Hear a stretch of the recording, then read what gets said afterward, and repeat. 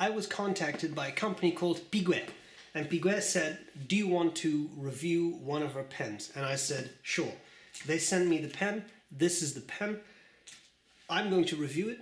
I'll show you the parts of the pen. I'll do a writing sample. I'll tell you what I like about it and what I don't like about it. Let's get started. Let's look at this Piguet pen. It says Genève Swiss brand. So they say, I like this box. This is a very vintage look that I thought was a really nice touch with fine, medium and bold nibs option. On the website I could only find medium nibs, so I'm assuming this is an old ad.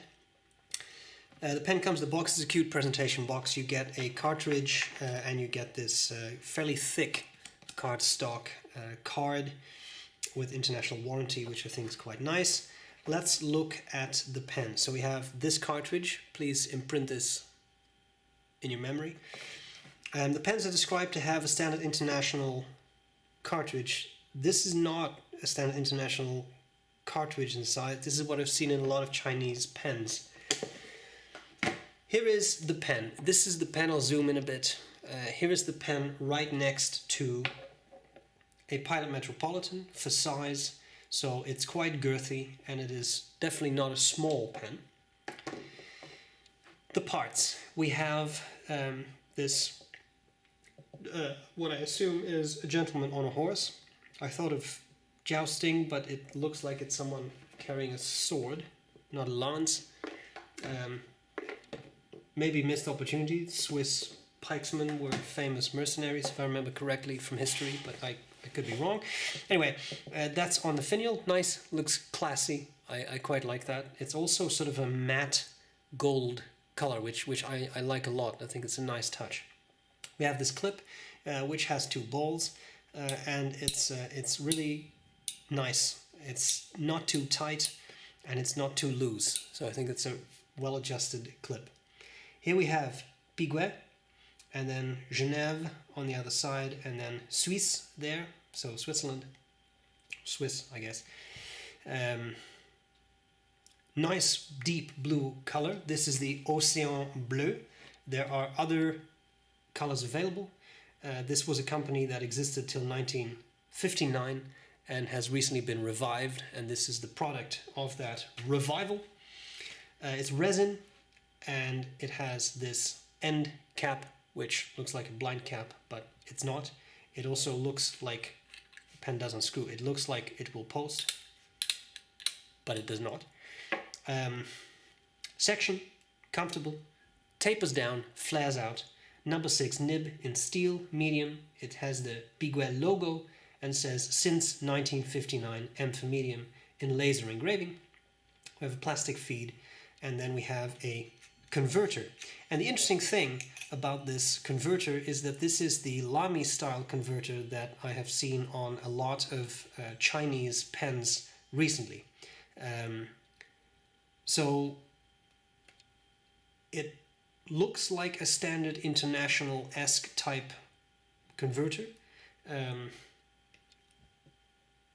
That's all I have to say. This is not a value judgment. I'm just saying this is what I've seen on a lot of Chinese pens recently. The pen is a very nice size. It's, as I said, a bit girthy. It's comfortable to hold. And again, it does not post. It looks like it would post, but the cap is incredibly loose on the barrel, so that will not work. I don't even think you could really comfortably write with this because it will just rattle and probably fall off. That's it. Let's have a look at how the pen writes, and then we will talk about likes and dislikes. So we have the Piguet. The model is Taurus in Océan Bleu. We have a medium nib, and this is the fountain pen Revolution. I forget the exact name, but it's a blue they make. They're blue, and it's kind of a turquoise actually, but I do think it's labeled as a blue. Writing with the pen. The nib is nicely adjusted. I like this writing experience. because it is not glassy smooth, but it's also not incredibly feedbacky. To me, this is kind of what I think of with a fountain pen nib. Right amount of feedback that lets you know that you are writing with a fountain pen. So, as you can see, it's also not a super dry writer. I really like that. Let's see if we can do some fast writing.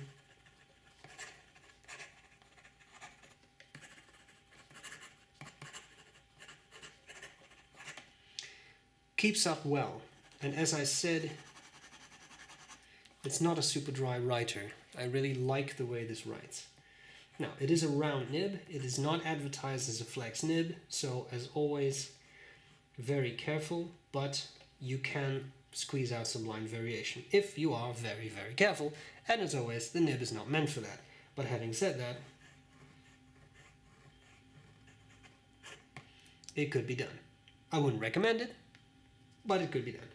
And then finally, we have reverse writing, which does turn the medium nib into what I think is a nice fine, and it's still smooth and it works pretty well. I felt it was getting a little drier near the end, but for a couple of words or math equations, because that's apparently what a lot of people do, you can definitely get away with that. So let's have a chat about what I like and what I don't like about this pen. Oh, sorry, I hit the tripod. Sorry about that. Oh, did it again. Oh, sorry. Oh, sorry about that. Anyway, sorry. The Piguet. What do I like, what do I not like about it? There's a couple of things I really like. I think some really nice attention to detail has been paid. It's a distinguished looking pen. The color is nice. You can pick from other colors, of course, but this blue is nice. It's a nice, rich, deep blue. I like the clip with these double balls. I think it looks good. Again, it's distinguished looking. I like that. The pen writes comfortably. It's a nice nib. It writes properly. I also like that it's a slightly bigger pen. Would I call this oversized? Maybe, maybe not. I wouldn't necessarily immediately go for oversized, but it's by no means a small pen. It's also relatively heavy because of a lot of material, a lot of the metal that was used. So it's solid. It feels like a solid pen. These are all things that I like about it. Again, nice eye for detail, nice distinguished finial, all that stuff works well, I think. And I can really see someone use a pen like this in a business setting where something is meant to look a bit distinguished, a bit nice, etc. I also found the grip section to be quite comfortable. Having said that, there is quite a step down. Now for me, the section is big enough to use without really noticing that step down, but that may vary for different people. It's definitely quite a step. You can't post the pen, and this really looks to me like a pen that would post, but it really doesn't work. The nib just falls off. It doesn't screw on or something. It also doesn't just slide on. It's very loose fit. The final thing I will say is it's not a cheap pen.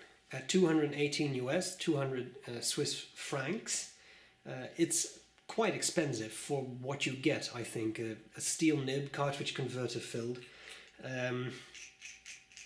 So it's not inexpensive. And relatively speaking, with a laser engraved nib, all that stuff, cartridge converter, I can't say I find this a bargain for what you get. But if you're willing to spend that, I do find that you get a solid pen, and a pen that looks good, and a pen that writes well. And all those things, of course, are very important. So it's definitely an interesting brand. I had fun trying out a new brand with some interesting design choices that I think are quite nice. Kind thank you for sending me this pen. I hope this was useful. I will gladly see you later. Bye bye.